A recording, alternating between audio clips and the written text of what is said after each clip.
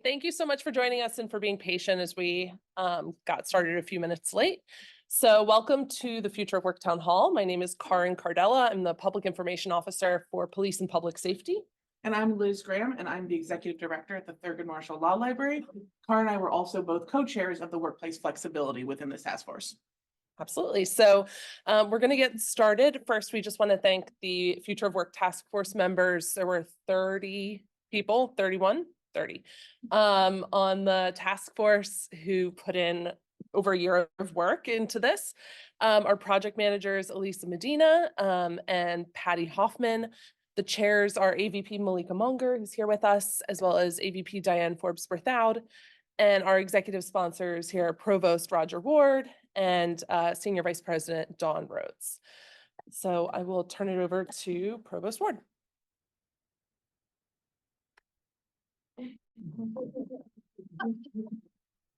Don't applaud yet. Let's see how this goes.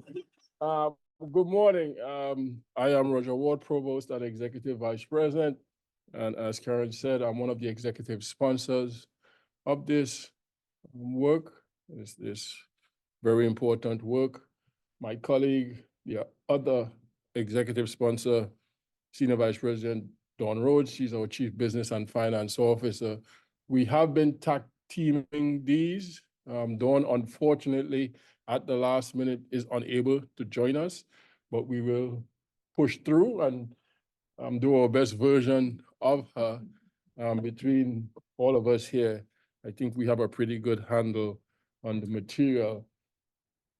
Before we jump into the substance of why we're here to present the findings and the recommendations, I want to certainly acknowledge the work of the task force, its leadership, Liz, Karen, Malika, and everyone who's been involved in the process for the level of engagement, the quality of the feedback, and the careful thought that has gone into the recommendations that we'll discuss today.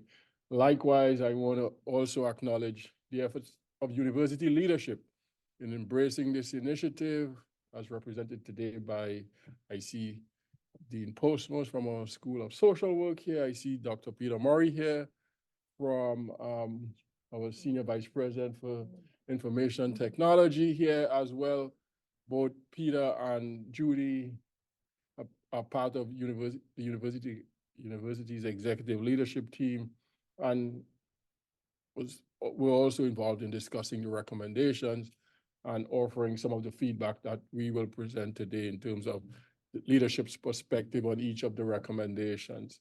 And I want to thank all of you for continuing to be engaged in the process as we try to navigate this new world order as it relates to how we work.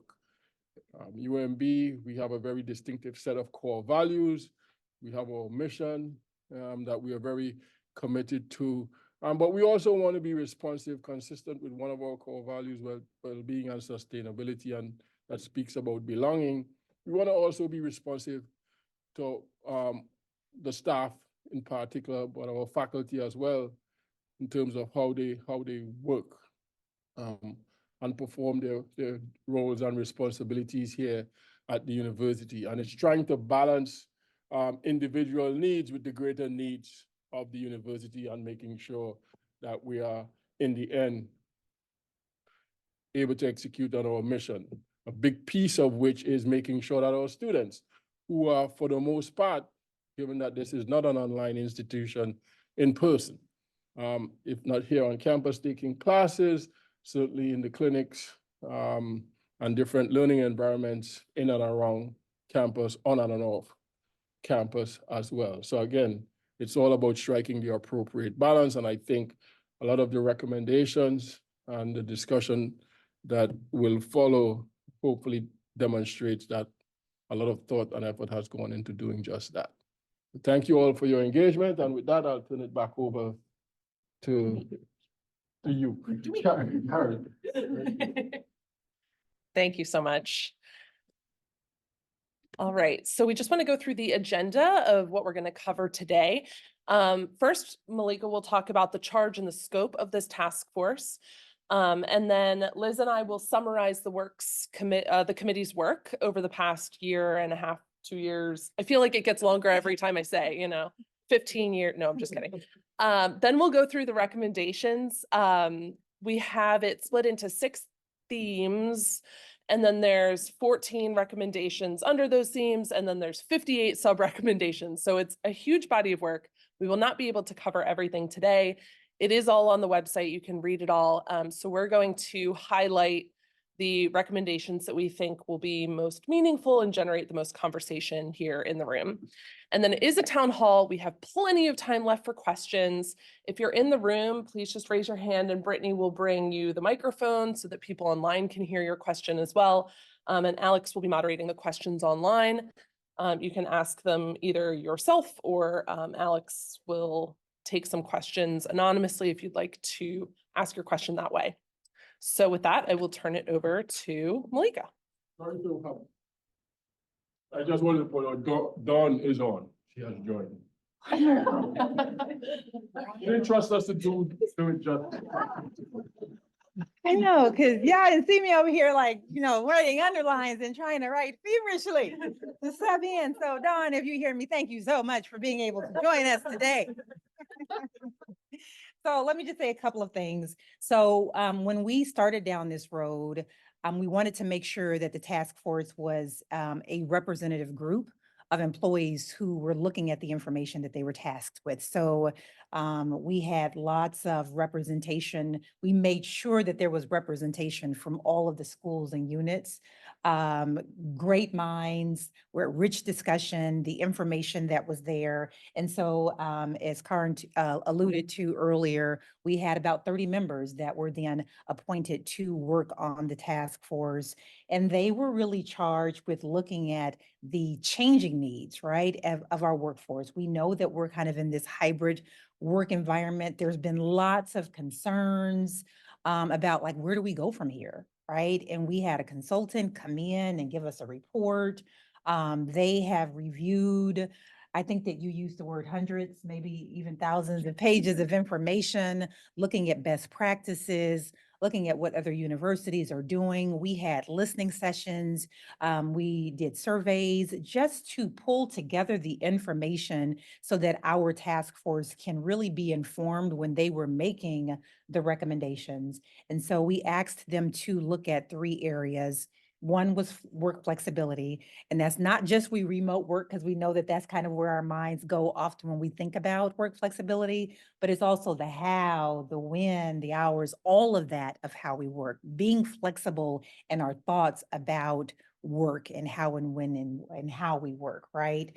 And where. So, and also the employee value proposition. So what sets the university apart from other universities, right? Why do people and why should people want to come here and work, right? So looking at those areas. And then number 3 was well-being, right? How do we look at the different areas of looking at the whole person? And you'll hear Karen really hit on that later on, not just the physical, not just the mental, but when we look at our employees, the total person and how we can support that as a university. So the task force presented a list of recommendations. So there were 14 major recommendations with 58 sub-recommendations, very comprehensive. And if you have been able to go on the website, or if you haven't and you'd like some light reading, you're welcome to look at all 168 pages of the report. So they were able to present the report first to our executive sponsors, Senior Vice President, Dr. Don Rhodes, as well as Provost Ward and Dr. Gerald. That was then followed by a presentation to our Dean and Vice President group. Lots of rich discussion, lots of great questions. And then we met from there. Dr. Gerald appointed a subgroup of the deans and vice presidents. And thank you. We have 2 of our members. So Dean Postmus was on that work group, as well as Dr. Murray from SITS, who was on that work group as well. And I neglected to I missed, Dean Wong. He was not No, on the, but Dean Wong is also, is Dean of our graduate school. He's a member, should probably get on mic for folks online.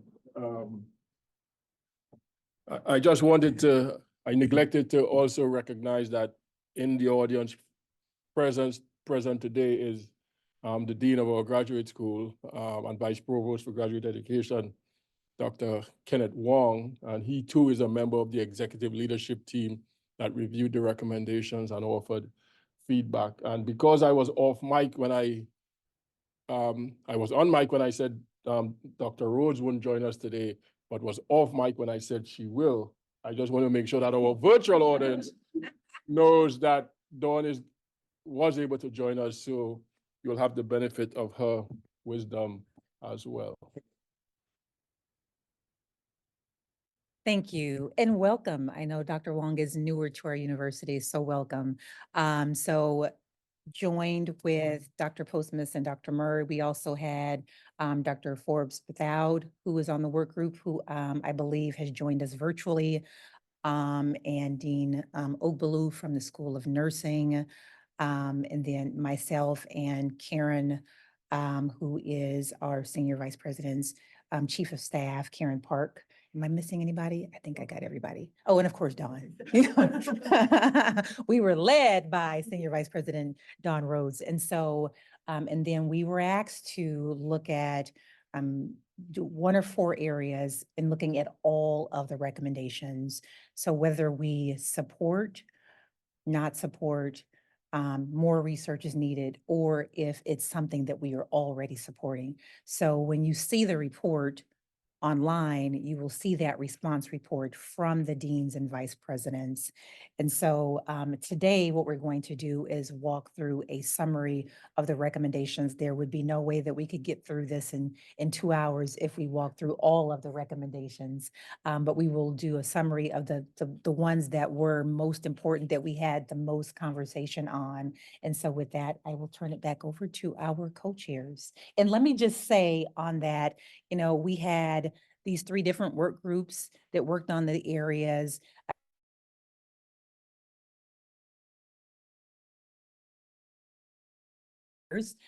So can you speak? Shanice, I'm sorry, but there's no mic. So Shanice, who is also one of our co-chairs from our Wellbeing Committee.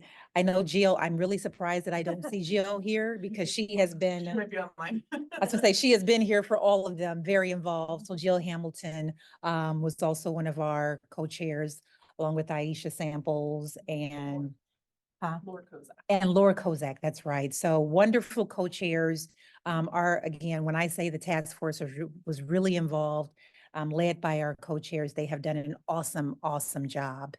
So thank you.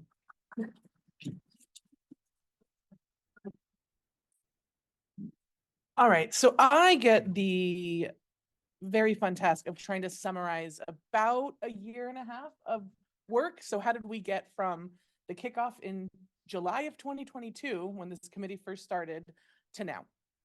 And so in that first meeting, we were told to think big. We were told to lean into our collective wisdom. We were told to think about the different perspectives we all brought. To Malika's point, these task force were incredibly diverse in terms of functional responsibilities, in terms of what schools they were from.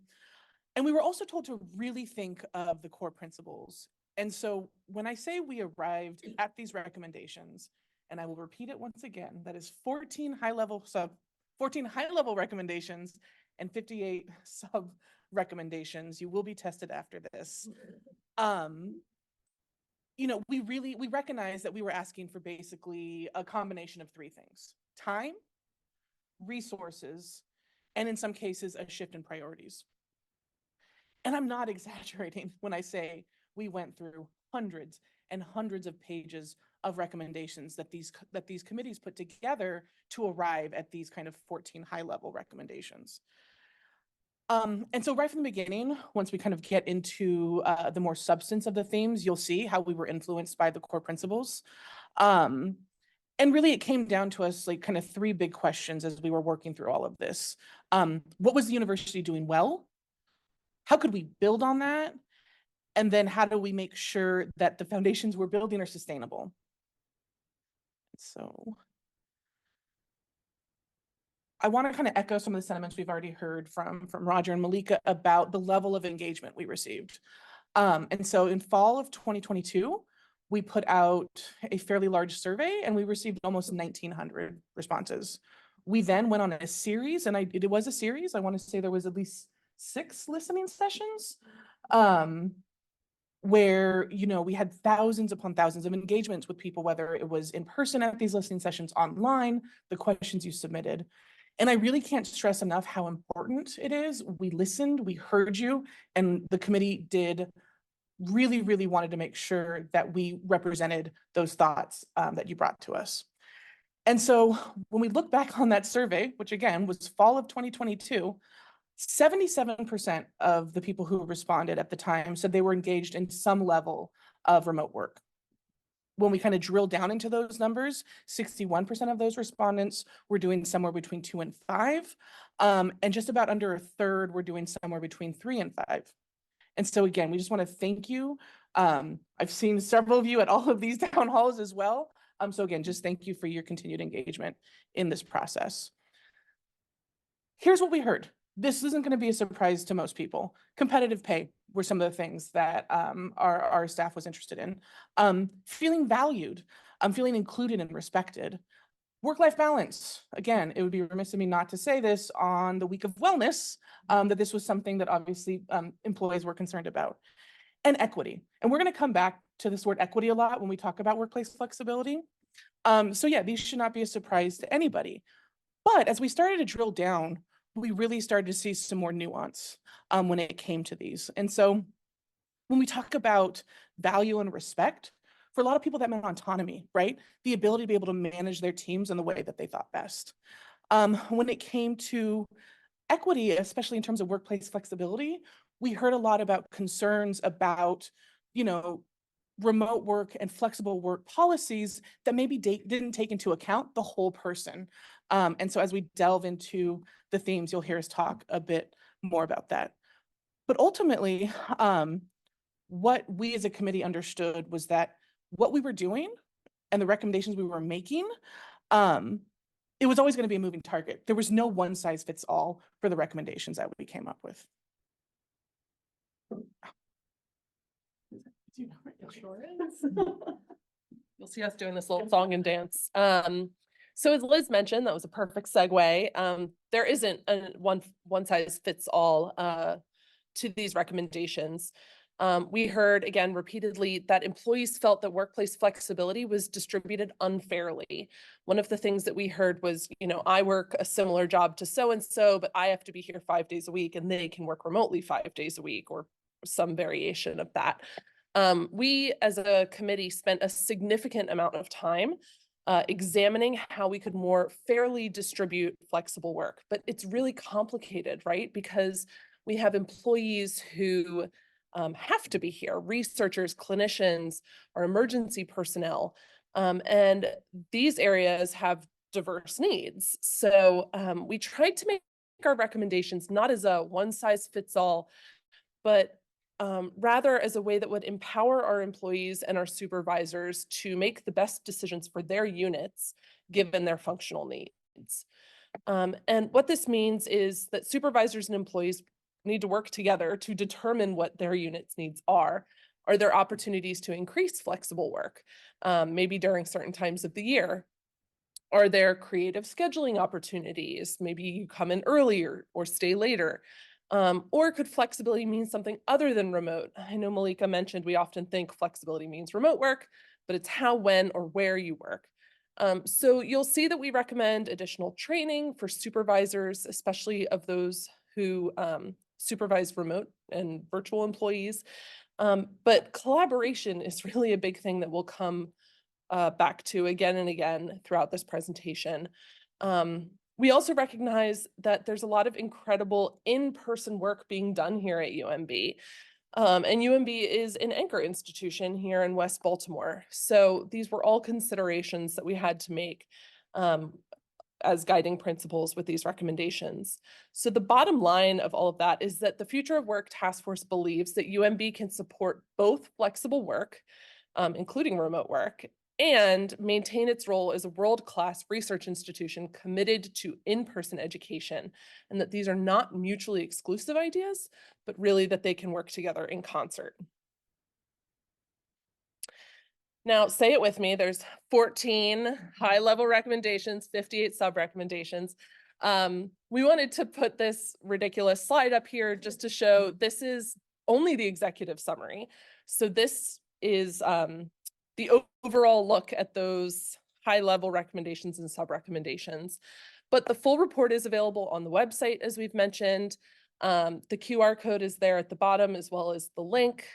I would highly recommend that you enjoy that 168-page document. It was a labor of love by all of us. And it does include a lot of sub-recommendations that we won't talk about here today. So there is more in this document. I can't say it enough. I would highly recommend that you go look at the whole document.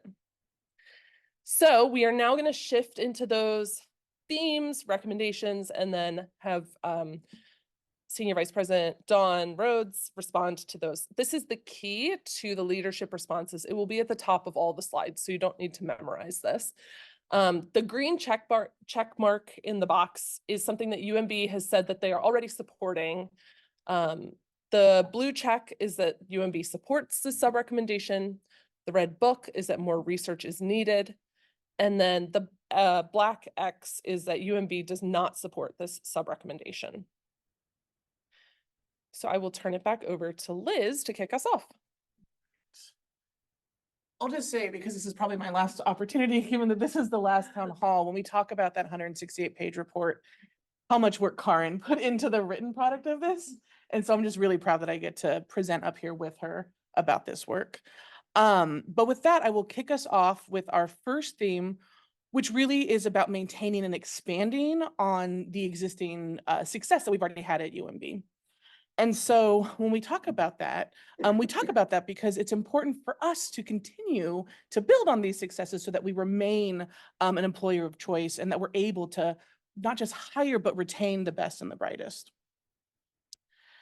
And so with recommendation 1, this really was the answer to the question, how do we ensure equitable access to flexible work schedules for all UMB employees? And the key word here, and we'll come back to it a lot, is equitable. Not equal, because our committee understood that UMB employees just have a diversity of roles and responsibilities. We also heard that there was a lot of frustration, that there were these blanket policies, that people were being told things without adequate justification. And so our approach to navigating this reality was to recommend kind of 3 buckets of employees. Those who are here 100% on site by virtue of their functional responsibilities, those who maybe do have the opportunity to work 100% remote, but really where majority of the employees fell was somewhere in the middle, right? These hybrid employees. And so for hybrid employees, our approach was they can work anywhere between 0 to 5 days. That was the recommendation. And you're probably wondering, 0 days, Liz? What do you mean by 0 days? What do you mean by 5 days if they're supposed to be hybrid? It means that there are a number of factors that go into determining when someone is able to take advantage of flexible work. It means, what jobs do you do? What time of year is it? We have, faculty here, we have staff here, we have people who work in finance. So maybe for finance people, fiscal year start, fiscal year close, those are really busy times. It's really important for them to be here on site. Maybe for those who deal more with student activities, it's really important for them to be here on site 100% of the time during something like orientation. It's not just the time of year, it's staffing levels. Maybe you have a smaller team. Maybe, you have vacancies on your team. And so, engaging in flexible work is a bit more difficult because you're not fully staffed. These are all things that you have to take into account. And again, it goes back to the kind of one size fits all. We could never come up with a recommendation that said everybody should get, XYZ of flexible schedules. It just would never work. And so for recommendation 2, we tried to acknowledge that, hey, this was already happening in a lot of spaces. You saw it with the survey results. People were already engaged in flexible work. So let's continue to provide that flexibility. And really at the core of this recommendation was this idea that employee flexibility, no, actually that employee productivity and supervisor flexibility were not mutually exclusive. And so, again, I hate to keep on harping on this, but we read a lot of information. We did a lot of research. We talked to a lot of people. And everything we said, everything we saw pointed this idea that when you were flexible, people were more productive, people were more creative, people wanted to be innovative. And so recommendation 2 simply encourages the university to continue down that path. But we also felt it was important, and this is something that's probably going to come up. We've received a lot of questions about it throughout this entire process. At one point, one of our recommendations talked about the university should continue to support flexible work unless there is evidence-based harm. So what did we really mean by that evidence-based harm? Simply put, I'm going to make it just, kind of bring it right down to the foundation, was that supervisors needed to have a good reason for denying flexible work schedules. What those reasons looks like, we'll talk about. You'll hear us talk about it a lot over the next hour. But that was really at the core of this idea of what it means when we talk about evidence-based harm. And with that, I will gladly hand it over to Dawn. Good morning, everyone. Let me add my thank you and appreciation to everyone who was involved in bringing us to this point, and all of the countless hours of research and work and writing, etc., discussion. We couldn't be here without the collaborative effort of all of you. And I also want to thank the leadership subgroup that worked so hard to synthesize things and present a product and document that the rest of the leadership team could respond to and get behind and support. So with slide number, this particular slide and 1.2 and 2.5, campus leadership supports both of these, and that's evidenced by the fact that we're already, both of these things are already happening in several units across campus. And you're going to hear us say this multiple times, as you have already, so we hope it really sticks. It's important to know that there are many variables that factor into whether it's appropriate to work remotely and how often. It's not just the fact that you can, but is it appropriate? And as it's already been stated, those variables include vibrancy, a sense of community and belonging, and the operations of the units and what time of year, etc. So deans, vice presidents, and your supervisors are charged with taking these variables into consideration when reaching decisions to permit hybrid work. Next slide, please. Here, recommendation 1.1, evaluating all staff positions across the university is too large a scope to be coordinated centrally. So leadership does support this being done by the deans and the vice presidents at the level they deem appropriate, and they will receive those instructions. The supervisor should be able to explain the rationale for the classification a position falls under, whether it's fully remote, fully on-site, or hybrid. That's one of the things that we learned. People really want to understand the rationale behind decisions are made. But again, I want you to hear this. If a position is deemed that it can work 100% remote, that does not automatically mean that it will. The supervisor needs to be allowed to make the best operational decisions for the units, and it has to conclude our university commitment to campus vibrancy and vitality and the sense of community and belonging that I just talked about. 2.3, more research needs to be done on this one. There are several current leave options available for employees with short and long-term illnesses, which may or may not offer remote work and flexible scheduling opportunities.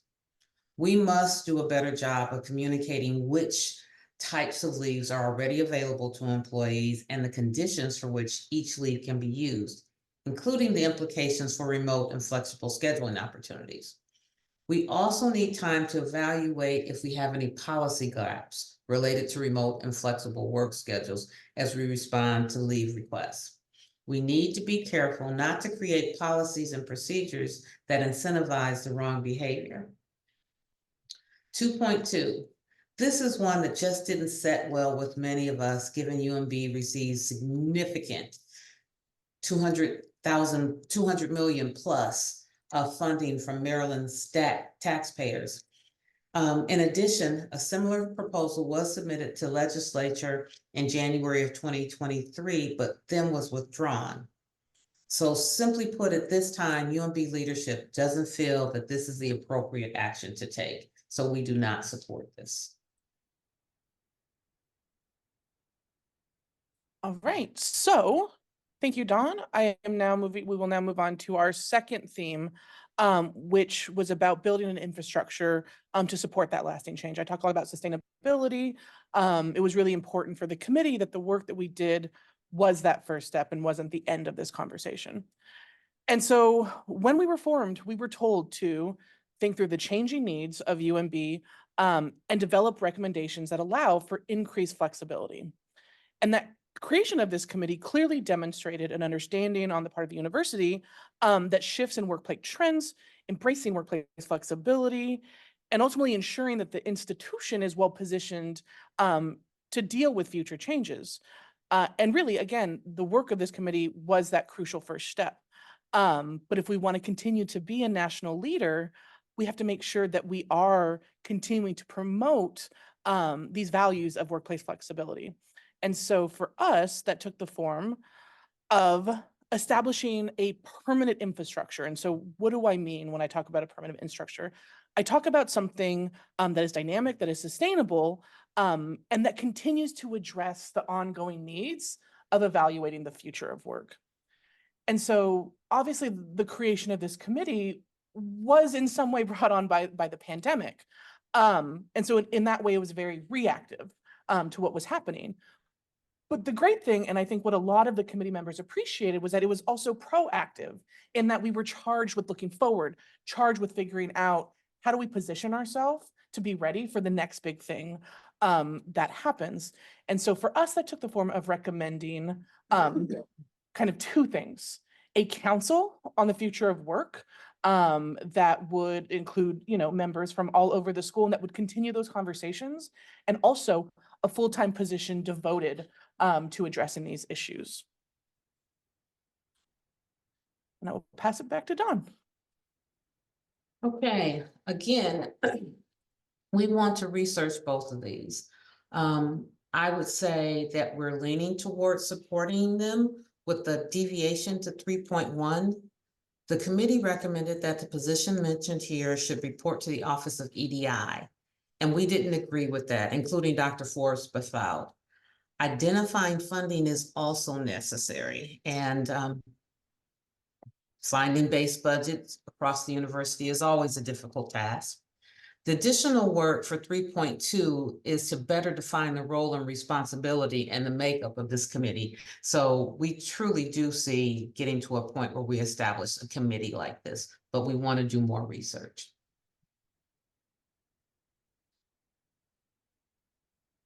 Spoiler alert.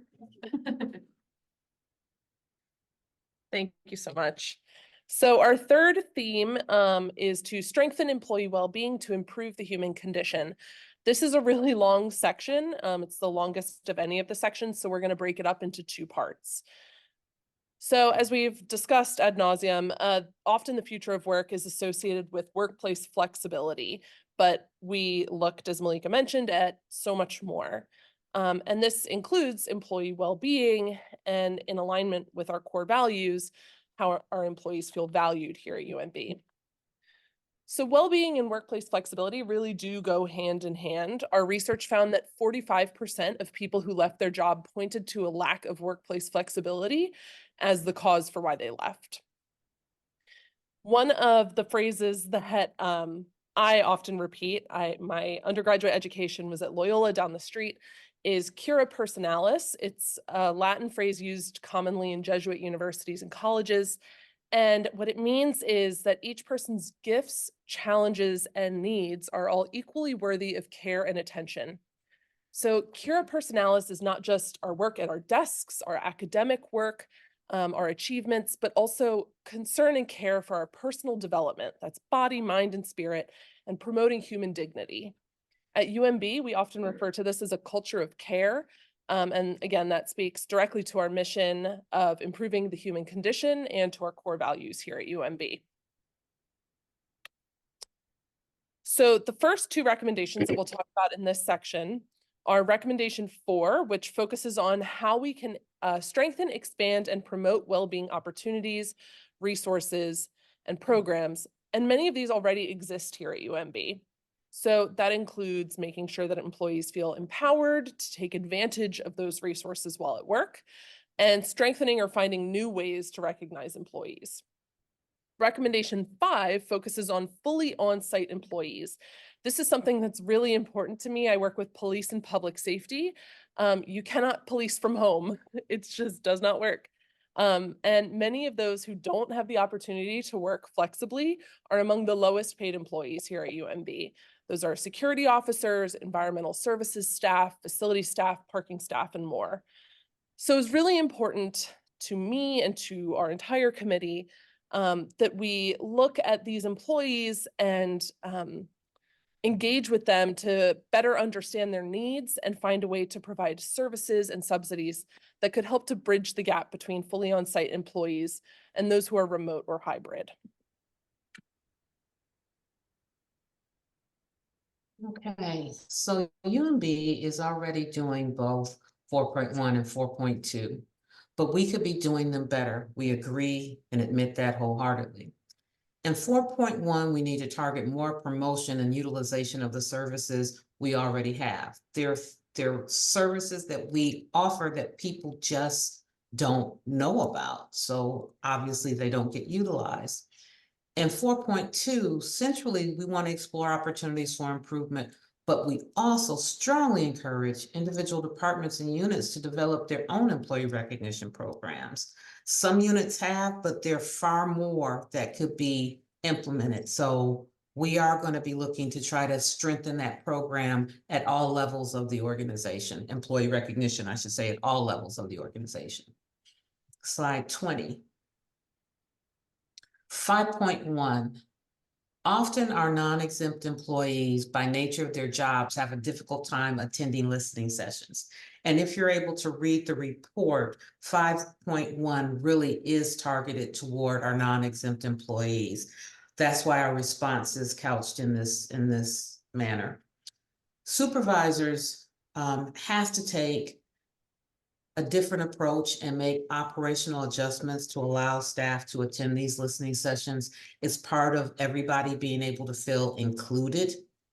There is new supervisor training that's under development by Human Resources that will include the importance of planning for non-exempt employees to attend sessions like this and to encourage them to go. It's one thing to tell them that the session is there, but it's another thing to allow and organize a manner in which they can actually attend and participate. And I would be remiss if I didn't shout out our administration and finance's own environmental services and operations and maintenance town halls that have been conducted. These units have a significant number of unionized employees, and they're making every effort to have two-way communication in these units. 5.2, there are a number of services and subsidies included in the task force report in the annex. There's so many that we decided we needed to do much more research. We need to explore which of these are already offered. We need to conduct cost analysis for others, and we need to identify the feasibility of supporting this recommendation at that detailed level of the annex. So stay tuned, more work to be done here. Thank you, Dawn. Recommendation 6 focuses on parking and transportation. We know it's a hot topic. We heard you. It's a whole recommendation in here. Recommendation 7 is to evaluate and provide compensation, benefits, and growth opportunities. UMB has incredible benefits. I'm sure many of us know. I'm pregnant. I'm looking forward to the maternity leave.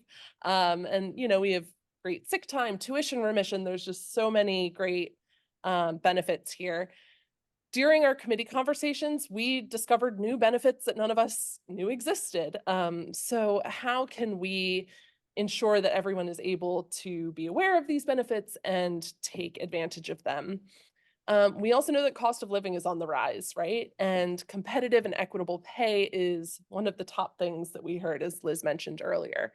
So this recommendation 7, focuses on compensation for employees who take on additional responsibilities, transparency for compensation benefits and career growth opportunities, dedicated funding to employees' pursuit of a GED or non-credit training and certifications, and more. And then recommendation 8 rounds out this theme, and that is to foster inclusivity and accessibility to meet the needs of all employees. This encourages equitable services and resources for those with diverse needs, which includes those who identify as having a disability. So 7.4, we offer several perks that we do not promote. But obviously, we offer several perks that we do promote, but obviously we can do a much better job making the campus aware of them. We have discounts at Lexington Market. That's one of the more recent discounts that's been publicized. The Hippodrome and Everyman Theater offer deeply discounted. Hippodrome offers deeply discounted tickets to production. We have Dell discounts. We have offered a solar program that would allow you to have a discount on your energy utilization if you're a BGE client right now. We hope to keep being able to identify perks that we can offer to our employees. We know that we all have been affected by the rising cost of the daily things that you need to survive on. And we want to be able to bring as many discounts to our employee base as possible. 8.3, this recommendation is already addressed in UMB's diversity strategic plan under the area of focus of experience and climate. Dr. Forbes Bethau, deans and vice presidents are shown as the responsible individuals for making this happen. So there is an accountability component built into this portion of the strategic plan. We support all 3 of these. They're reasonable recommendations. Similar themes to 7.1 and 7.3 were high priority areas for improvement in the staff experience survey. 7.1, we owe more education and training to our supervisors on the existing reevaluation process and staff supplements, as well as when they should be used. You will see in here, we may have done a disservice to some of our supervisors as we've entered this new world of post-COVID and hybrid, and we owe them more training to be able to be successful in this area. 7.3, we need to do a better job communicating existing career advancement opportunities and work to develop more career ladders where it makes sense. Hand in hand with that, we need to expand with the various career coaching and mentorship programs that already exist. And we need to make sure that people know what already exists. 8.1, this is similar to an issue that came up earlier. We do want all employees to engage in campus activities and services. We want supervisors to allow staff members to participate in these things. When it makes sense to do a hybrid event, we do, and we will continue to do. However, there are events like National Night Out that the Public Safety Office puts on every year. That's an in-person event. It can only be put on as an in-person event. There may be other in-person events that deans or vice presidents require attendance for. In those cases, people working remotely need to remember that the requirement to attend applies to them also. Remember, working remotely is a privilege, and hopefully there's a possibility with your supervisor then to flex your schedule from your standard hybrid schedule to be able to still be able to get your remote days in and attend the in-person requirements on campus. All 3 of these, we want to do more research. Parking and transportation needs to evaluate these proposed models, as well as others that they may find as they examine best practices. They need to identify a model that meets the employee's needs and leaves parking financially sustainable. 7.3, several of us have experience with other employers who do this on an annual basis. We want to be able to share this information. We think it would actually shed light on yet another reason why UMB is a great place to work. However, we still have to figure out how we get information from different systems. Some of the information resides in a state system. Some of it might be in a computer system. So we have to figure out how can we bring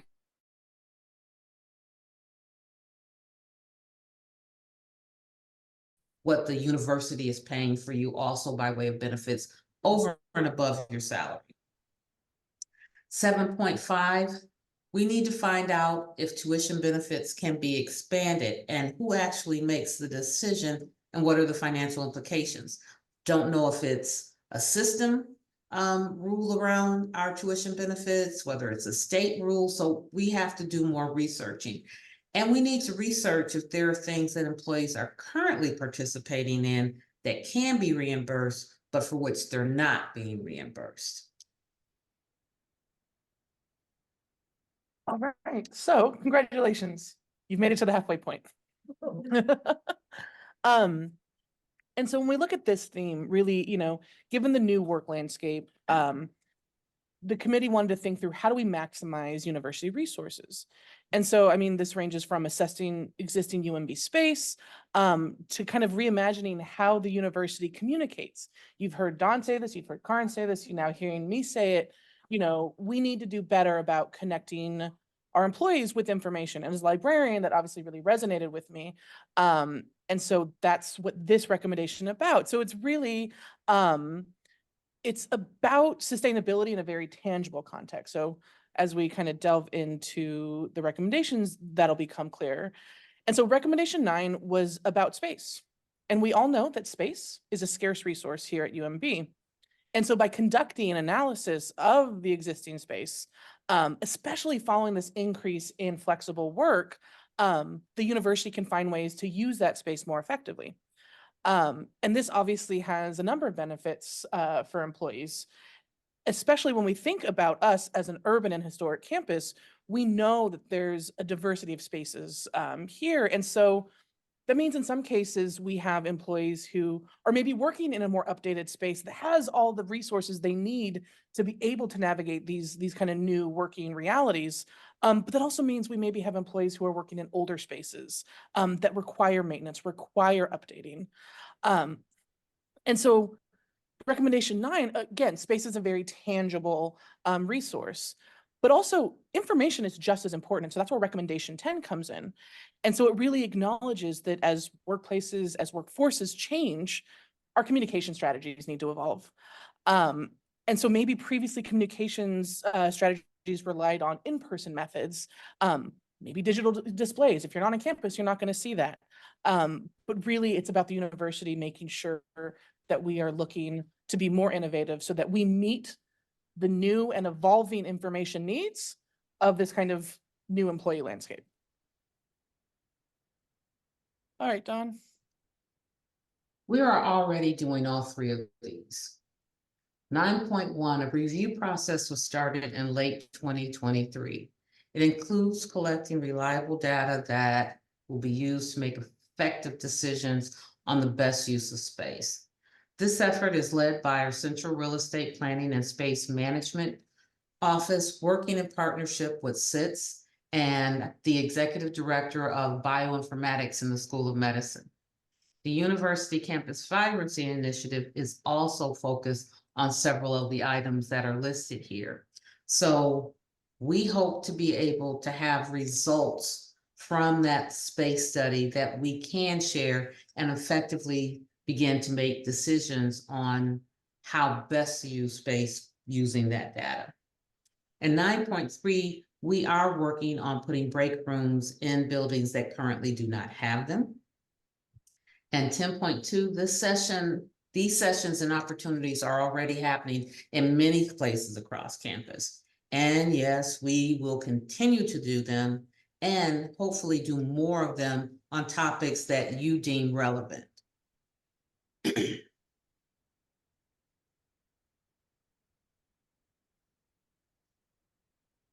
All right. I heard the audible groan in the room when Liz said that we were halfway. That was excitement card. Oh, excitement. Okay, sorry. But we are really coming in towards the end. We have two more high-level themes to go through.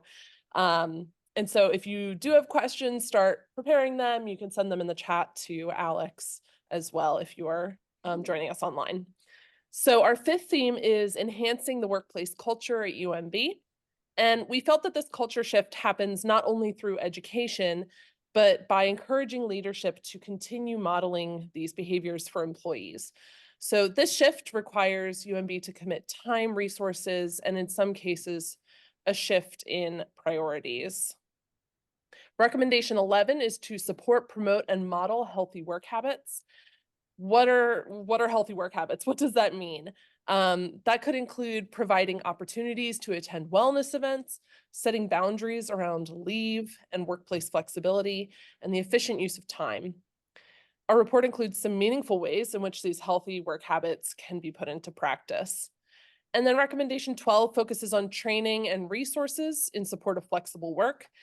And our research and what we heard from many of you through those focus groups, the listening sessions, and the surveys is that remote work and workplace flexibility can often be misunderstood or mismanaged. So by providing training and resources to supervisors, employees, we think that will help to enhance the workplace culture here at UMB. Okay, 11.1, 4, and 12.1. All of these recommendations are already supported by the university and related activities are already happening. What I will add is that moving into a hybrid environment was new to most of us when we returned to COVID. Since then, we've seen that the need exists to create a repeated model of mandatory supervisor training that I mentioned earlier. We need to work on how to manage employees in a remote work environment. And again, HR is working on creating this program. We owe it to equip our supervisors, including faculty supervisors of staff, with the tools to be successful in managing in this new work environment. Next slide. 11.1, we support the concept of establishing a culture of meeting efficiency. We don't believe it should be dictated at the university level, but the deans and vice presidents should work through what that culture of meeting efficiency looks like in their respective units of responsibility.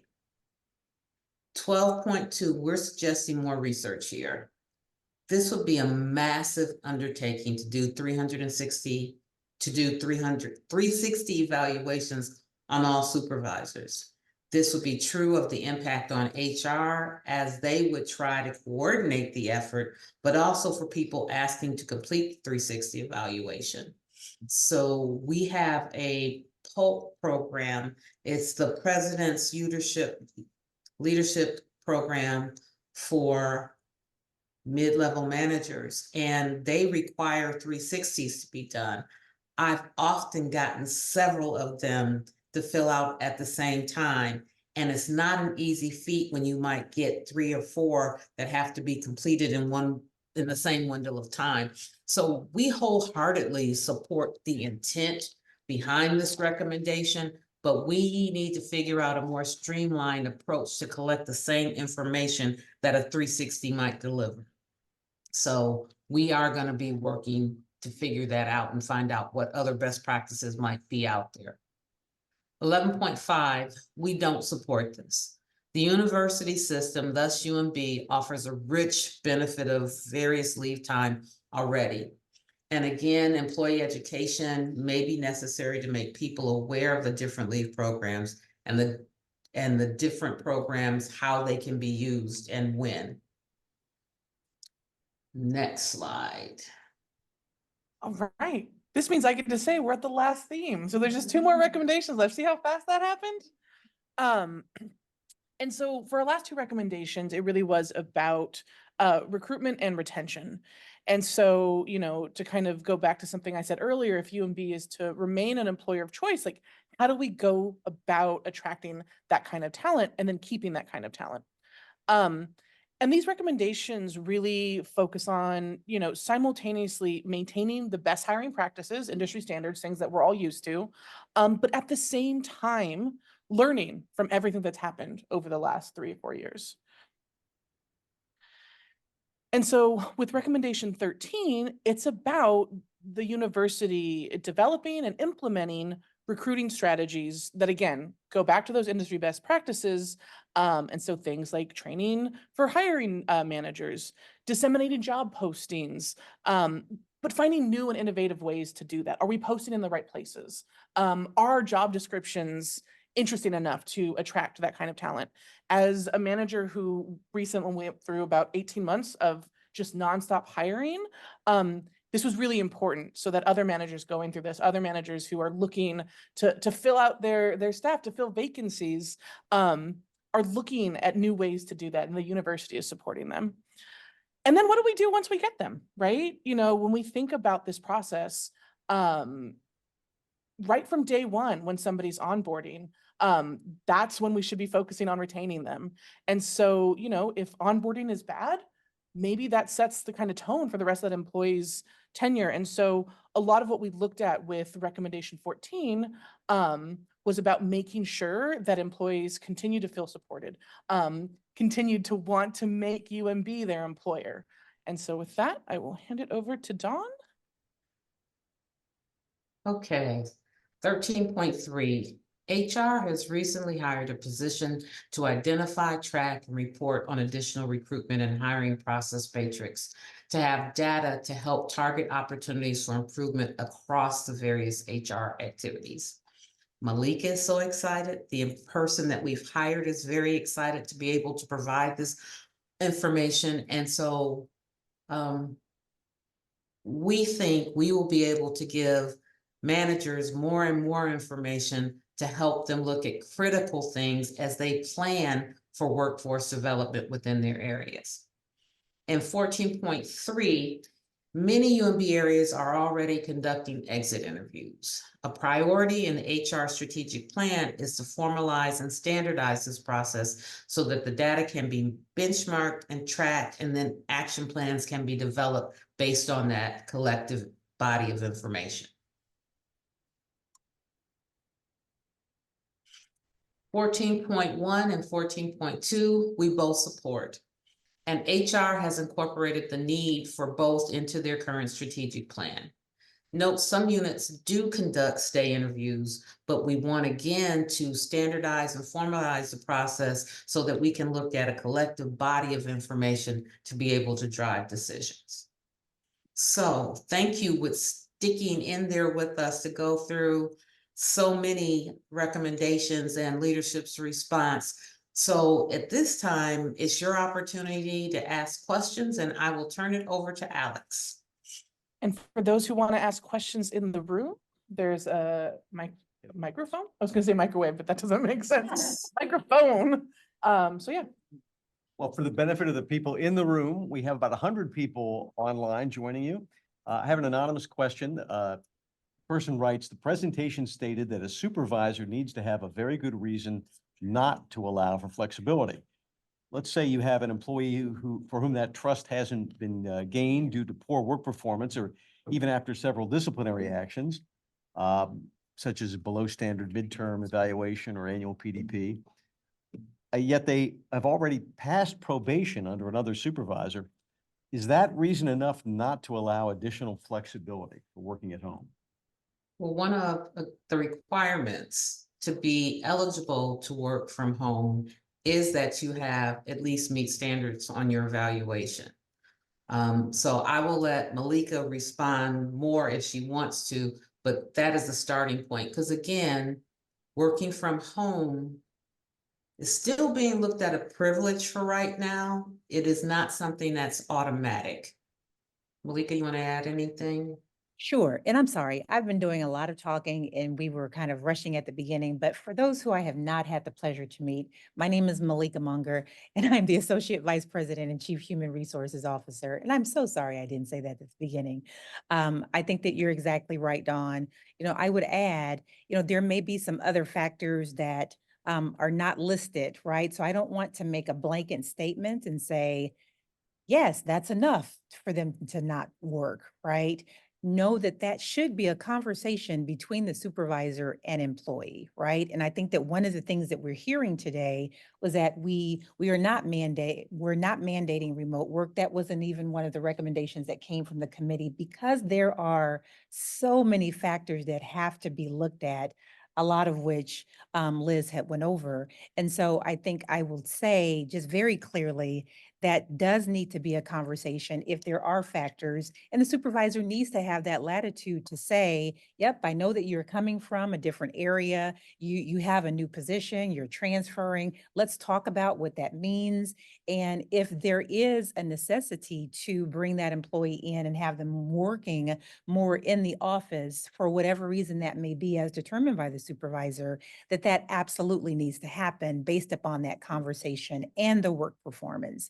So I do want to just put that out there. So thank you for that. All right, before we take more online questions, does anyone in the room have a question? Raise your hand and come right up. There you go.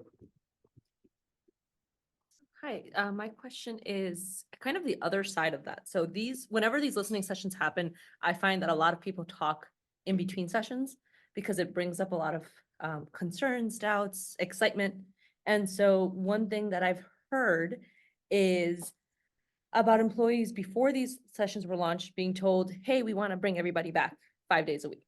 And one of the recommendations is to eventually have somebody in a position that could evaluate such statements and help mediate those conversations.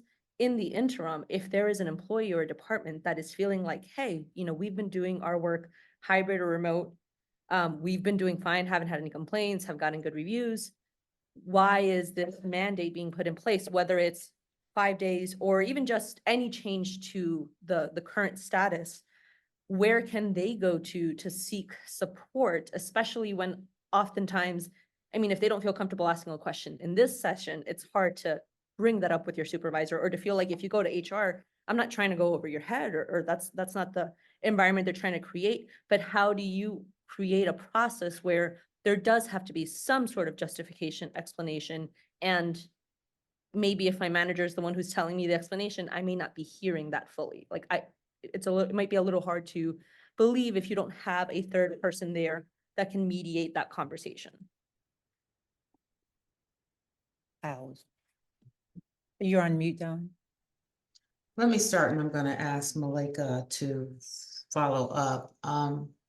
You said that the person that we're talking about hiring or that's been recommended would be the mediator. That's not really the role of that position. That position is going to be focused on, are we continuing to look into the future and continuing to respond and involve, and what are some of the needs that are, or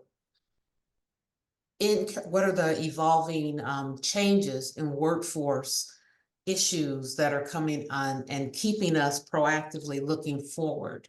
They would be a staff person to the committee that would be set up on future of work. They would hold people accountable, checking to see, are the vice presidents and deans doing the things that are supposed to be done? And I guess I would add, you listed a lot of things, but again, things that we are charging managers and supervisors to take into consideration is our commitment to vibrancy, community, etc. So I hope people hear when we say that that is part of what's also going into the decisions when managers and supervisors are making those decisions, and we need to hold them accountable to explaining those decisions.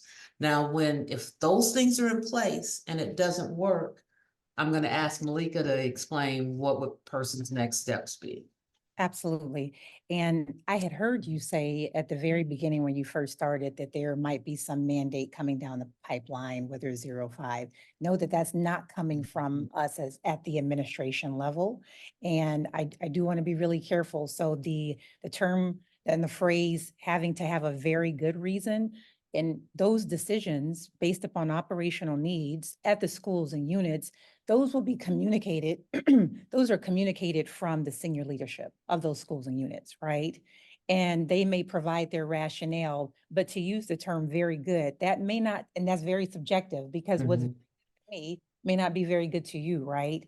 And I do agree with you that sometimes employees, they don't hear it, right? Even if that communication, and I say they don't hear it because we get the concerns and we know that some of our deans and our vice presidents, they're having these conversations with people, but we always hear, oh, we didn't hear anything, or they hear it the way that they want to hear it, right? And so know that that information is coming and that we are not in on those decisions. That is coming from your deans and VPs, right? However, to Dawn's point, when you feel that there are employees that they're not hearing it, right? And again, it's not a one-on-one conversation, but if they're not hearing it and they feel like there needs to be some facilitated conversations, I'm going to put a plug in. We have our workplace mediation services where they can bring both employees to the table, employees and supervisors, where that communication is sometimes crossed. If you feel like there is issues as an employee, you feel like there are issues between whether that's the communication and I'm not understanding, you are always welcome and free to reach out to your employee and labor relations representative. And all of our schools and units have them. You can, it's actually listed on our HR website. And if you're not quite sure, you're welcome to send me an email and I'll direct you because they can also provide that information. I know that you said you don't want to often go over your, if by HR, you're going over your supervisor's head. And that's not the case if you're just calling as an employee to ask a question. Right? We may in turn say, hey, we heard this question and it may not be from, tell me your name. Iyama? Fiamma. Okay, we're not gonna throw you under the bus and say, okay, we heard this, question from Fiamma. What we may say is, hey, we just heard a concern. We want to give you the heads up. We may say something like that to the supervisor or to the deans because we want to keep the lines of communication open as well. Thank you. And if notwithstanding all of that, you still worry that HR may throw you under the bus, which they won't. No. Because we have a very capable and professional staff. But you really want to have a semi-confidential, private conversation. We have also as another resource, the university ombuds, which is someone who is not connected to HR or any other departments that you could go and have a conversation with. And so long as you're not informing the ombuds or sharing with the ombuds anything that would constitute reportable behavior that the ombud has to report, like somebody really violating university policy and state law and so on, that conversation is between you and the ombuds. And the ombuds is a good resource for helping you think through, well, who should I speak to next? Is HR the next best step? Or should I work with my supervisor through the employee workplace mediation services program? And so that is yet another resource available to all faculty and staff at the university. And thank you for that, Roger. So if people don't know who that ombudsman is, tell me first and last name, Roger. And if they were to try to search for it online, what would they be putting? Ombudsman's office? Yeah, so his name is Brian Goddard, and he actually reports to me in his role as the university ombuds, but he has a significant level of independence in that role. And if you want to find him, it's on the university's website. If you just go into the search box and type university ombuds, it will pop up.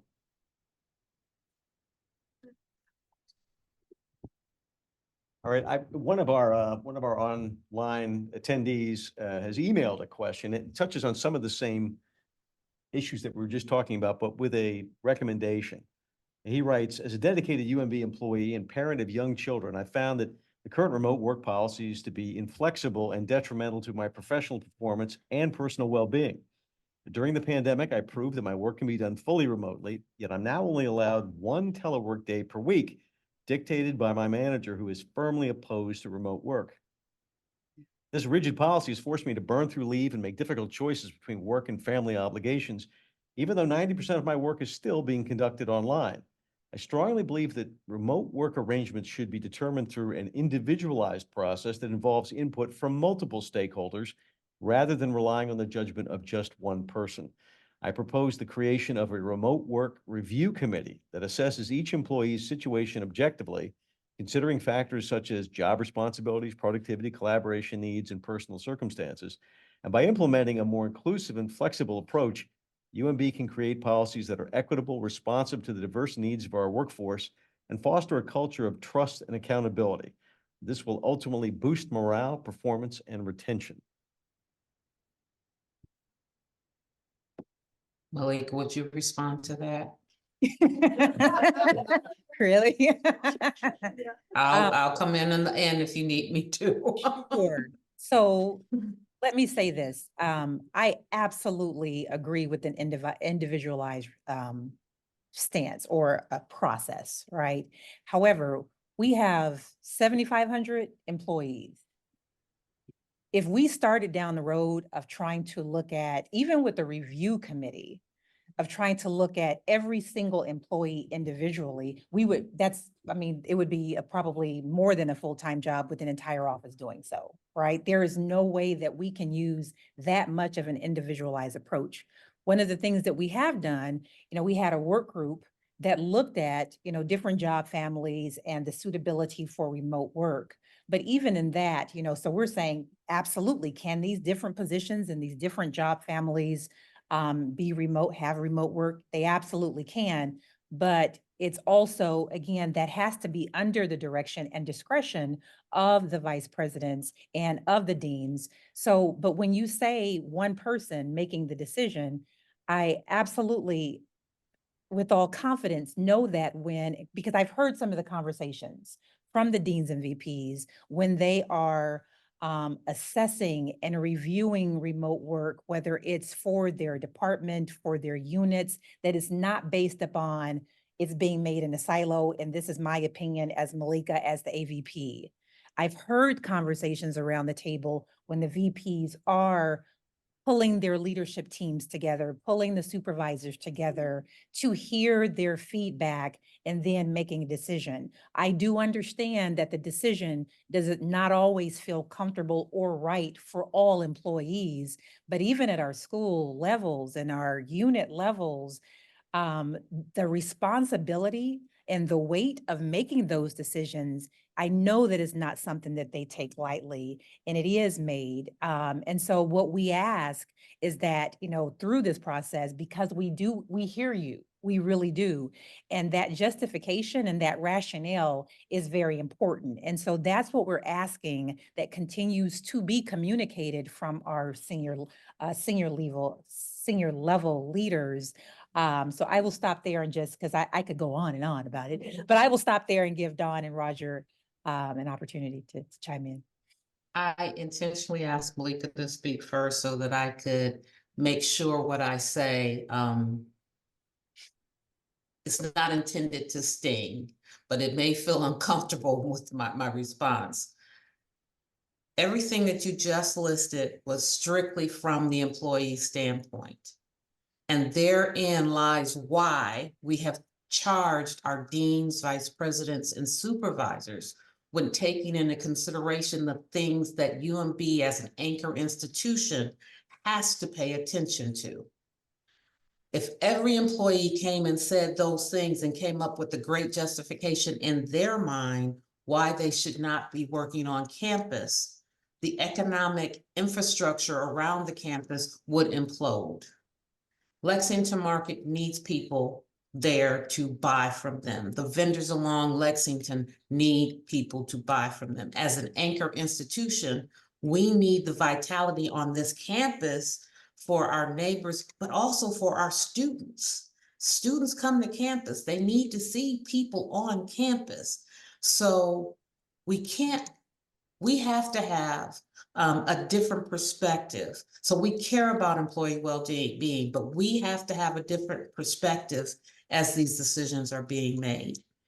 And I'm going to ask you to try to walk a mile in a supervisor's shoes. They're responsible for certain things being done. How would you bring somebody from a different unit and put them on a committee who knows absolutely nothing about the operation of your unit, making a decision about whether your employees should work from campus or not? I think that's not a fair burden to put on supervisors who we ultimately hold accountable for the work that comes from their units. Roger? Thank you for that.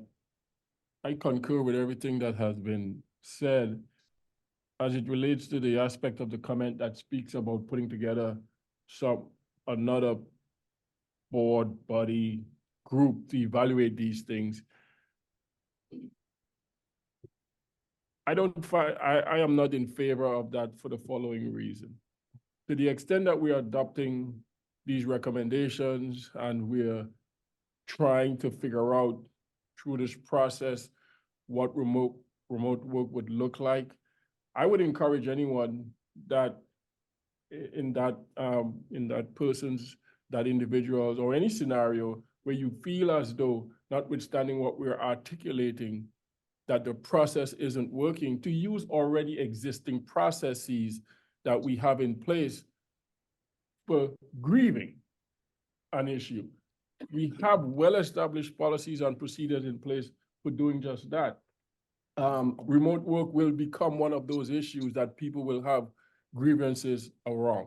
And so instead of creating a separate body to do that, let's use our established procedures to manage those issues, because we have experience doing that. So it's not that I disagree that an employee might have a grievance. Right.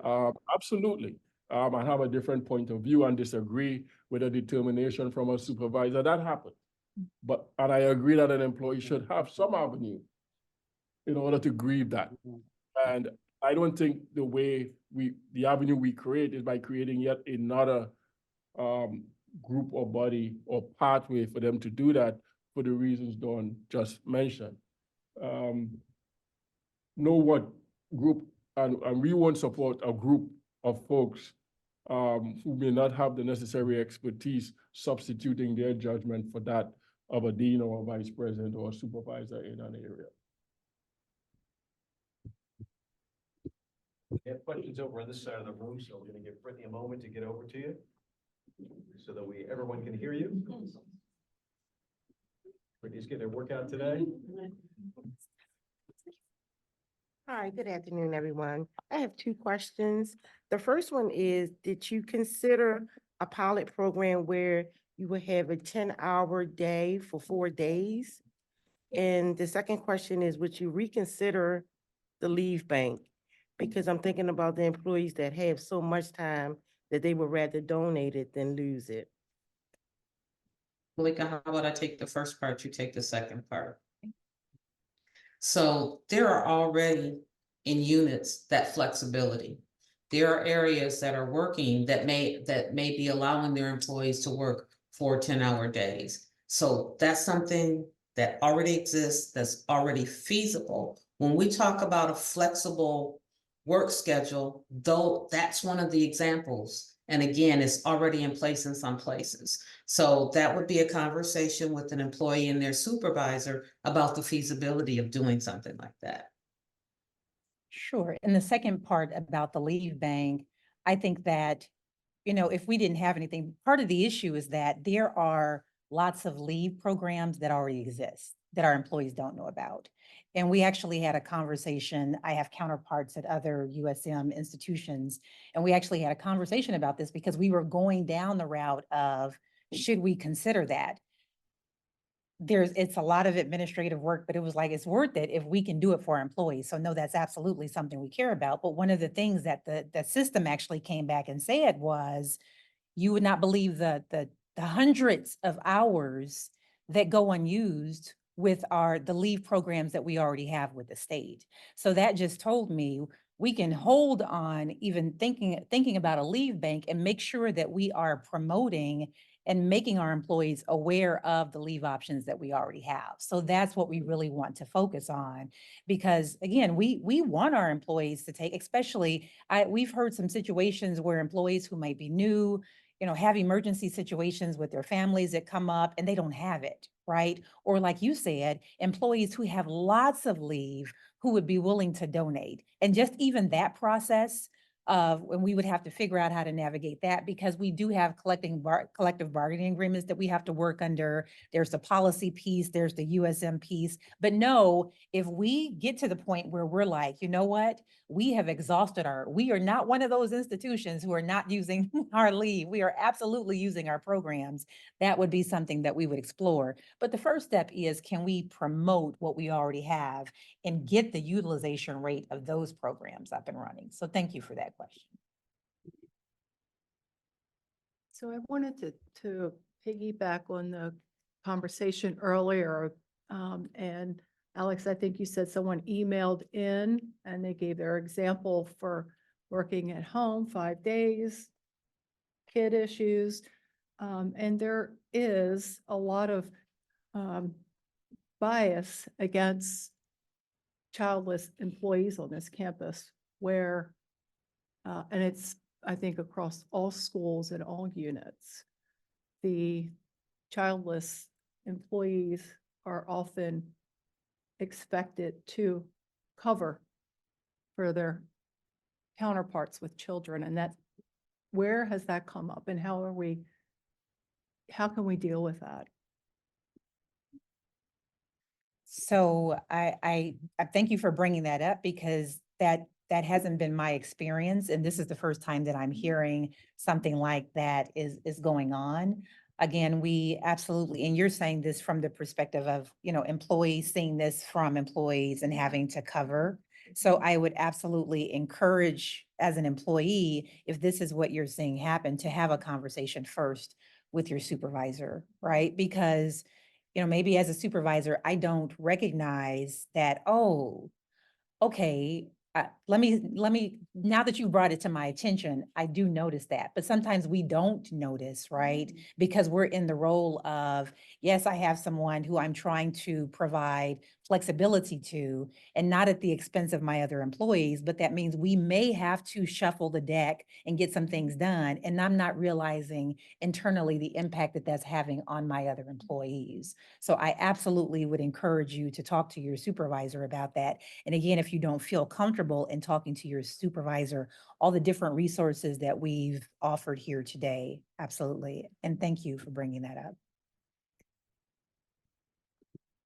Hi, I had a question about, it was 7.1, which was like the advisement to supervisors, regarding compensation for inadequate staffing levels. Do we have a sense of how that's determined? Is that like current vacancies or positions that are being advocated to be created to expand staffing and operational capacities? I'm sorry, what did 7.1 say? Do I remember right? I shouldn't I? But it's a lot about staffing in there.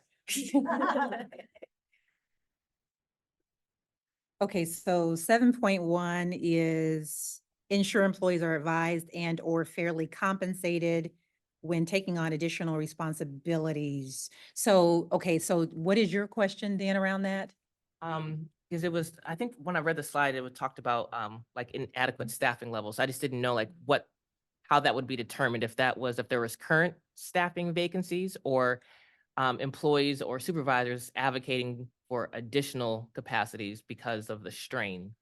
Okay, so I'm sorry, and I didn't read the whole thing. It does say fairly compensated when taking on additional responsibilities due to inadequate staffing levels. Would one of you all like to talk about, go into detail about kind of what that meant for the committee in looking at that recommendation? Sure. And then I'll add on to it. I mean, since it was your recommendation, because what you really want to know is what the inadequate staffing levels mean, right? I mean, I can say from HR standpoint. We'll do our best. So one of the things that we repeatedly heard is when there's inadequate staffing levels is the term that we're using, right? So, there's numerous unfilled positions or just a strain on staffing, and a lot of other employees are required to pick up the slack. So this spoke to that. If an employee is taking on a lot of extra work, is there a way to compensate them for that extra work? And our response was, there is a reevaluation process that all supervisors may not know about, all employees may not know about. And so HR already has that process in place. I'll let you please continue, Malika. Yep. So one of the things that I want to say is I think as supervisors, we've all been around the table where we have vacancies and it happens, right? And we've been given like 2 weeks and a person leaves. And so we end up having to reassign duties. I think when I had one person leave, I had to reassign duties to like 3 different people, right? Just to get the work done. And so there is that where it's all hands on deck. Yep, you have extra work, right? The expectation is that that's not a long-term solution. And I am putting that work on people, or maybe if I took that one job and said, I'm going to give it to one person, and now another person is just doing 2 jobs in one, right? The expectation is that that's not a long-term solution when we have inadequate staffing levels. So of course, if that becomes part of the person's work, then absolutely you want to talk to the compensation team about a reevaluation. Our expectation is that you don't have 2 people or one person doing a 2-person job, right? And so we're able to, if we hear that from employees, like we actually had earlier in the week at one of our town halls where there was someone who said that she had been doing the work of 2 people for a really long time. And when she kept asking for, when is the position going to be filled? She never got a response. And then there was also okay, well, let's go to HR and reclass the position. And then that happened when we agreed that it should be reclassed, but then that never happened. So if you're in a position where you're asking your supervisor, you've gotten HR involved, and we're thinking that it's taken care of, right? And so you're always welcome to come back to HR if you have further questions about that, because we do want to make sure that we're not overburdening when a person is taking it on, again, long-term, and it's suddenly a part of their duties and there's no plan in place to fill the position. We can work with the supervisor on those options. Again, I do want to reiterate that there's oftentimes when people go out the door and it is an all hands on deck thing, and we're forced as supervisors to make those kinds of decisions in divvying out the work. All right, we have another anonymous question from the virtual audience. Person writes, are there base guidelines for determining how many remote days are allowed for a position? For example, as a person who has 0 to 1 in-person meetings and no customer facing, would that person be required to be in the office no more than 2 days a week? Someone who has 2 to 4 in-person meetings and or customer facing would be required to be in the office 3 or more days. While I understand the vibrancy and community, I feel that some managers may be determining days in the office based on personal feelings about remote work. You want me to take that first? So let me just say, one of the things, and I think it's a good question, it's a valid question, are we going to provide those guidelines, right? So know first that, the task force has done a great job of coming up with the recommendations. They back it up with lots of data, their recommendations. And so one of the things, and we gave our deans and VPs an opportunity to respond. And so one of the things we'll be taking back, we've heard great comments and great questions, but we haven't had the opportunity to flush out what that means with our deans and VPs, right? We've said, make sure that you communicate. We haven't said, are there criteria or are there things that across the board we want to make sure that we're looking at? Again, staying away from the individualized, because there's no way that I can say, even for all 40 of my team members that I'm going to have 40 different types of remote work policies or practices in place, right? But I think that we will be taking this conversation back. But I cannot say definitively whether we'll say, because again, remember, I think we started the conversation with it is at the discretion of the deans and VPs based upon operational needs and a whole lot of factors that we're looking at, right? And I know that we've had that discussion, but there has not been anything firmly in writing to say that this is what we will do. And I can't guarantee you that that will actually happen, to say that this is the criteria. That will be the conversation with the dean and VP group. Roger, Don, did you all want to add anything?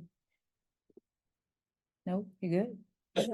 You good? Another questioner sort of follows up on that. Please, if you have questions in the in-person audience here, raise your hand so that Brittany knows to come to you. Person writes, how will directions be communicated to the deans and vice presidents? Will there be any subsequent follow-ups? So I think that maybe I thought I just mentioned that we're gonna, and when you say communication, as far as, and communication on the recommendations themselves, or just, I think that's the implication, yeah. okay, so on the recommendations themselves. So there will be follow-up, because remember, and we started out with, you know, part of the responsibility of the sub-work group was to, do we support, not support, more research needed, or already supporting, right? So then it becomes, okay, so where do we go from here? So one of the things that we will do is we have to have that conversation. We have to pull a plan together. You know, they're taught, I think one of the recommendations called out the infrastructure, right? We have to talk about what that means, how it's supported, if it's funded, and then how we are very thoughtful in our planning around the things that we are committed to doing in supporting the recommendations, or where more research was needed. And the plan will then determine how we then follow up with the communication back to our UMB community. I will say there will be further communication, because there was lots of more research needed, right? There was lots of already supporting, but we need to improve. We need to strengthen in this area. So how are we going to do that? So we absolutely will be following up with communication, but how that communication is determined will be something that we will discuss in our plan. And oh, go ahead. No, go ahead. I want to make sure that the following isn't lost on everyone listening and everyone participating. University leadership includes the president, the deans, and the vice president. And all of the recommendations that have been presented today, the responses back that you heard from Dawn, the responses to the questions you're hearing from myself, is developing collaboration with the deans, vice president, and the president. So you take all this feedback and it goes back to the Executive Leadership Council that includes that group. And they all have a say in figuring out how we move forward on this. And so we would not have gotten to this point without the full support, engagement, and participation of university leadership. So I don't want anyone to get the impression that there is some group somewhere, maybe the president, the provost, Dawn, Roger, that's going to say to the deans and vice president, here are instructions, go do this. They are partners in co-creating how we move forward. That's how we function at the university. And we would not have gotten to this point where the majority of recommendations have been accepted and embraced without the full engagement of the deans and vice president. So I'm very optimistic that wherever we settle, and after taking all the feedback into consideration, that the deans and the vice presidents and their supervisors will honor the spirit of what we're trying to do here. And I'm sorry, I would be remiss. I know, you know, Judy and Peter, you all have been on the work group, so feel free to chime in if we're missing anything. Okay. I just didn't want you to feel left out, you know. All right, Brittany's heading across the room, so just give her a moment. Hi, good afternoon. I'm actually quite curious if there were any recommendations on the for the task force or on behalf of the task force that focus around evaluations of jobs, not in terms of compensation or even physical work, but to help jobs integrate new technology so that the workforce is evolving with AI and so on, and what sort of efforts will be made at least to help employees develop from that perspective, develop themselves and develop the jobs onwards. I know there was one. The answer is yes. Just give me a minute to try and find it. And can we circle back to you in a few minutes? Okay. In the meantime, go to Peter Murray. He has something. Right, Peter? Good afternoon. I'm Peter Murray. As Roger and Malika have mentioned, was part of the subgroup to work on these recommendations. Just a couple of remarks. One is I'd like to give a lot of credit to President Gerald and the two executive co-chairs, Dr. Ward and Dr. Rhodes, for having such an inclusive and comprehensive process. And to all the employees who filled out the survey, just a great response rate. And as we're hearing from Malika, the hundreds of pages to analyze the response and come up with the recommendations. It was, quite frankly, rather easy for the small subgroup to go through this and to approve most of the recommendations that were provided. But you're making a great point about AI and the future of technology and the future of work. That's something that Dr. Ward and I talked about this morning, as a matter of fact, that we need to figure out how to handle this really explosion of AI into our lives. And it's been around for a long time. AI has been around a long time, but it's really getting down to the individual level, right? To how we handle it going forward. What are the governance? What are the policies? What are the procedures? How can we make it work for us as an opportunity going forward? But Dr. Ward, any other comments? No, it's an excellent question. Yep. Really.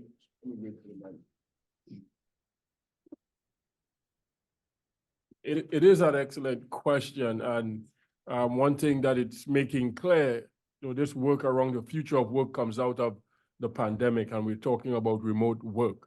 But the committee and the working group and the task force and the whole initiative is appropriately called the future of work. At some point, the conversation might evolve and will likely evolve away from just talking about remote work. It might be talking about how we work AI and what jobs might become AI-enhanced jobs and what the implications of that might mean for people doing those jobs. And so this is going to be an ongoing conversation about the future of work. Today, it's about the ability to work remotely. Tomorrow, which is not in the too distant future, it's going to be about how AI impacts any number of the roles and positions we have here at the institution and what that might mean for the university. So it's a really good question. And I do want to just commend the task force because I think that they had the foresight to like look in the future and say, we know that this is not it, which is why one of their recommendations was to create a president's council for future of work, right? Because if you think about future of work, it is going to continue to evolve. And the things that we're focused on, I know the conversation has been around remote work. We had two other areas. I just want you all to remember that. It was not only remote work, it was employee well-being and employee value proposition, even though we're focused on remote work.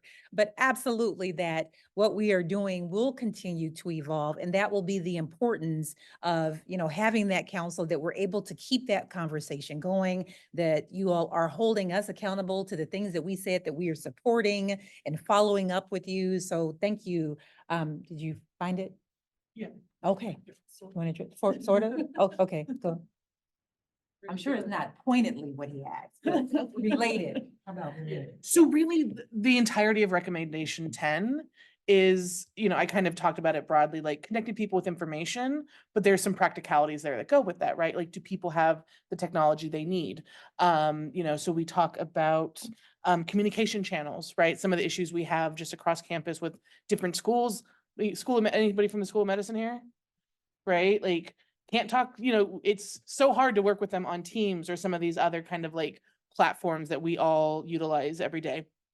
So not directly, but it was really about making sure people have the resources to thrive, which could include technology training, which can include different types of technology, even peppered throughout it, like some of the space stuff, right? This idea that we have people in spaces that aren't conducive to hybrid work, that can't have video conferences like what we're having now. That's another kind of piece of it as well. So I would say it was actually kind of peppered throughout these recommendations, but most specifically, if you look at recommendation 10, that's probably where it's the most explicit. But you have to look at the 168 page. That was just easier. Malika, since you mentioned well-being, Okay. another part of the recommendations, an unnamed staff Senate member who couldn't be here today asked me to pass along this recommendation. Okay, it's okay, don't worry. She asked. That wouldn't happen to be the one that I mentioned earlier. But No. okay. I'm not gonna tell you that. I said unnamed. She asks, what about wouldn't it be a good idea to, provide, free membership to the gym? Because it would enhance our well-being, our health, and it would provide people with just that much more positive, feeling about coming to work. And there's a sign in the gym that says, you're one workout away from a good attitude. So I absolutely think that would be a great idea. There were actually quite a few subsidies and programs. If you look in the 168-page document, they had, was it 2 pages worth? 2 pages worth of subsidy? Yeah. Right, where they actually brainstormed and came up with different ideals. And that was one of the things that, I mean, we said that we support it, but we need more research, right? Because when we talk about the feasibility. Yes, so that was recommendation 5, to provide alternate services and subsidies to support fully on-site employees. So we absolutely support that. It's what's the feasibility? How can we fund it? How do we do it? I do want to say, we have had discounted classes. We offered that through the rec center for employees. And I've actually been told that the utilization of those classes have been very low. So one of the things, how about I just take the responsibility for it? I'll take it. We will do a better job at promoting those programs that we do have. Because again, there's a lot. We have a lot of great programs and opportunities and resources. And what I'm coming to find is that a lot of times our employees, our supervisors don't know what it is that we offered.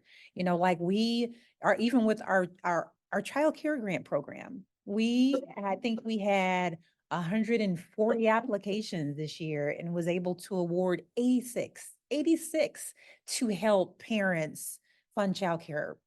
So, and we want to continue to build on that, but even just looking at, again, just the feasibility of that, because we absolutely do support it. And we are going to be revamping our website because we also understand that people don't often know where to find the resources and the programs, right? So we're going to be revamping our program to make it easier for our employees to find that information.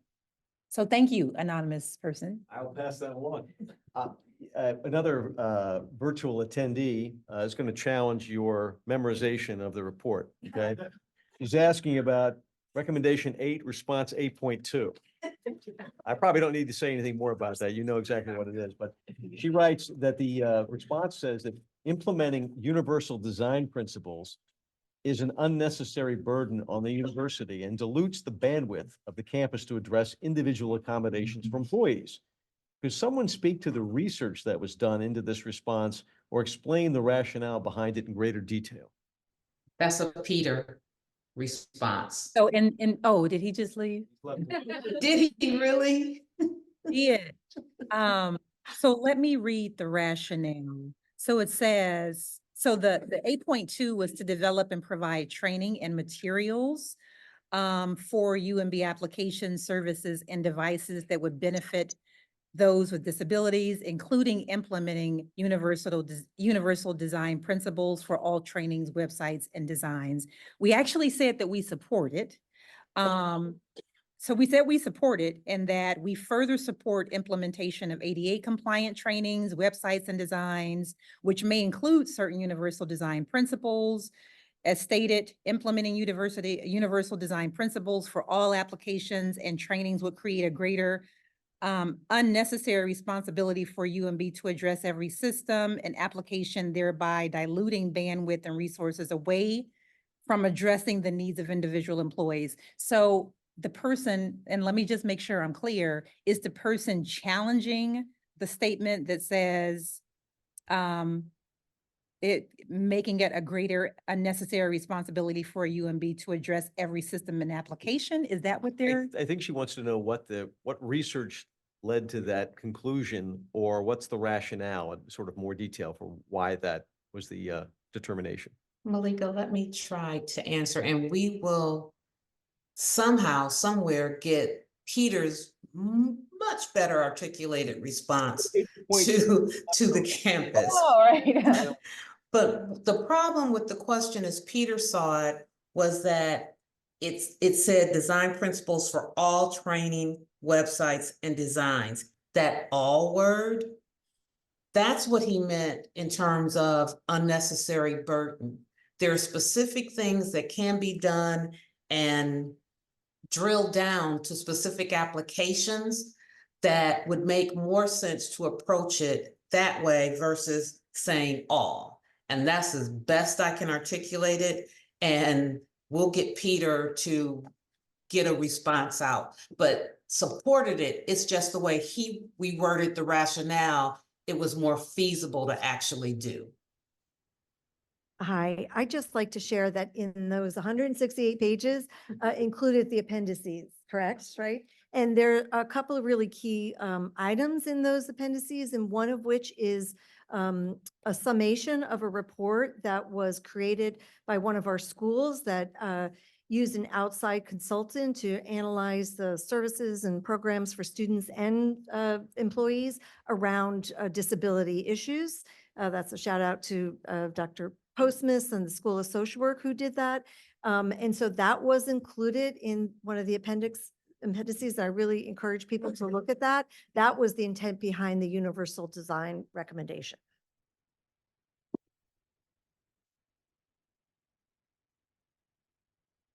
Any other questions, Alex?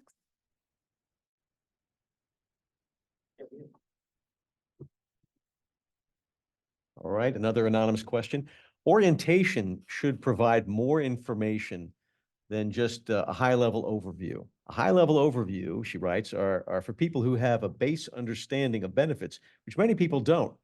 This is a missed opportunity to mention more benefit offerings, also clarifying the differences between central HR and department HR, and which one to go to for different questions.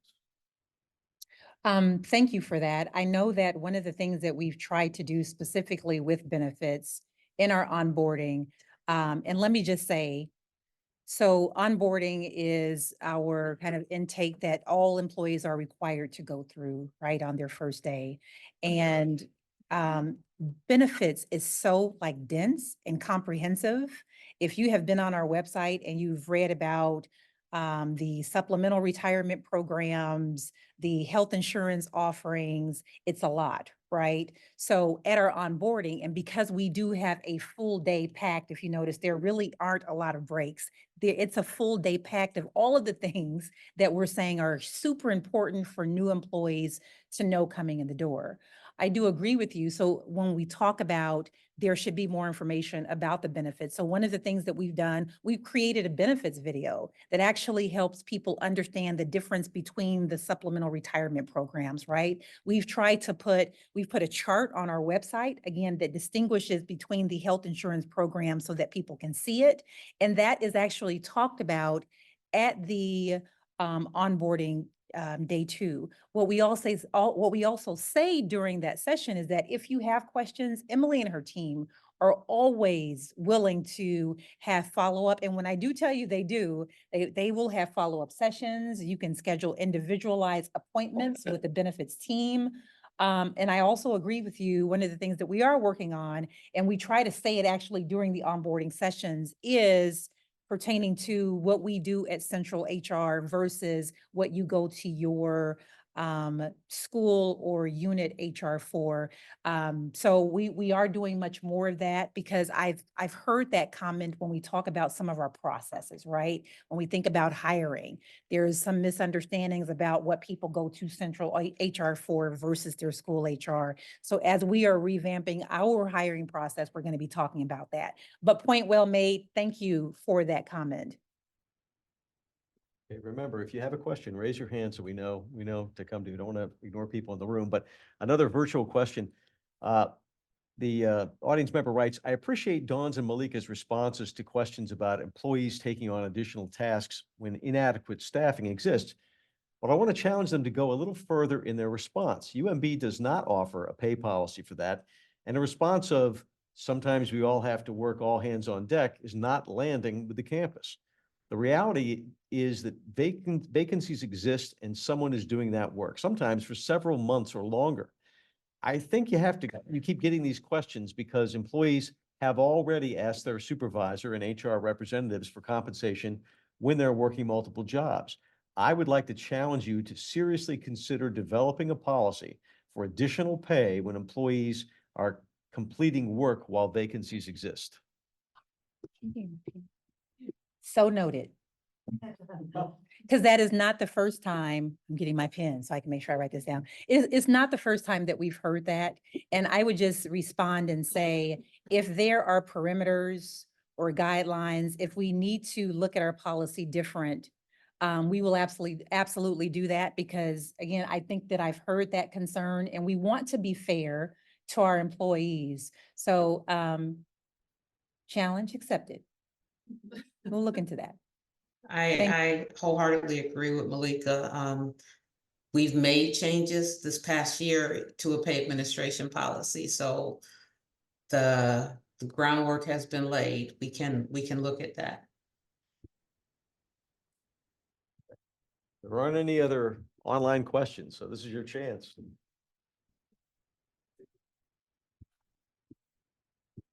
I just wanted to make a quick plug for the person that was talking about the reduced gym prices, that in addition to UMB benefits, we also have a lot of benefits through the health insurance through UMB. And so Blue Cross Blue Shield, for example, you can get reduced gym membership, free access to Noom, nutritionists that I pay, I think $15 per session for. No, I don't pay anything per session for them. So definitely look into the benefits that you get through the health insurance if you're getting your health insurance through UMB, because they have a lot of things to offer. Can I tag on to that? I recently had my physician basically write a script that I needed to do exercise. And if you have the flexibly scheduled dollars pulled from your check, you can use those dollars then with the script from your doctor to pay for it. So there's ways to do things. Are you saying to tell your doctor to write that you need to do exercise? Well, that- I told my doctor they did, and mine is being covered. Thank you for that. And the flex spending account, that's what you're referring to, right? I think we might have a good final question. Someone writes, is there a launch date when everyone will be informed of the final future of work announcement? What do you mean announcement? What does Well, that mean? I'm reading what's written, but I'm guessing that she means, the complete report. Will it be released to I mean, I know it's released in these sessions, but is it going to be published for everyone to read the final report? So both reports have been published. Oh, okay. So both the recommendations from the task force, so as well as the dean and VP response to the report as well. So if you go to the Future of Work website, those reports are on there. If she was alluding to final report as far as, we had quite a bit of need more research, that kind of follow-up, we will be coming back and determining that, and we'll publish something based on that. Absolutely. You should read it. It's great. It is. And let me say this, because I think when I say 168 pages, and some of that is the appendices, some of the attachments, but just let me say, it really allows you to understand the perspective of the task force and why they made the recommendations. And the justifications and rationales that they provide for each one of those bullet points. I mean, they have summarized it nicely. It won't feel like you're reading a 168-page report. It's an awesome report. Very well done. Yes, for you. Oh, you got it. She's coming.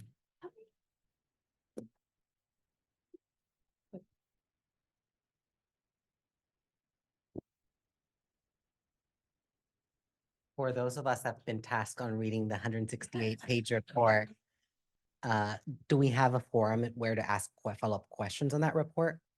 Would you all like to take those questions? I think Elisa would love to. There is still the email. So on the website are the two reports and the email address. So it's the future of work at umaryland.edu. And so those, if you ask any questions or want more information, that email inbox is live. It will continue to be, and will be, there'll be people looking at it. Thank you for that, Elisa. I forgot that we had the email out there. So if you have any further comments, questions, or concerns, you're welcome to use the Future of Work email address to contact us. And again, please don't expect like we're going to get back to you like in 12 hours. I mean, sometimes those mailboxes are inundated, but know that we may not get back to you individually, especially if it requires some research or especially if it requires us to follow up and in discussion with our broader plan, but know that we will address it. So thank you. And thank you for that. Is that it? That's it. Well, Dawn, Roger, any final comments? I'd just like to say that this has been a very collaborative process. And I appreciate the engagement of the campus on this topic and know that it is not done. We have, as a leadership team, have the responsibility for developing the action plan that goes along with all those things that we have research on or that we've agreed to do and support. So there are going to be many more conversations and many more actions behind this. So thank you all. And ditto to that, I've been pleased at the level of engagement from the outset to the very end. And this is not the end, but the end of this particular phase of the project. People showed up in person, so thank you. People showed up online, even on opening day, and so thank you. But that just speaks to the importance of the issue, and you have our assurance that everything that we hear, all the feedback that's provided is going to be taken very seriously. And you will see significant progress here in this area going forward. Thank you all.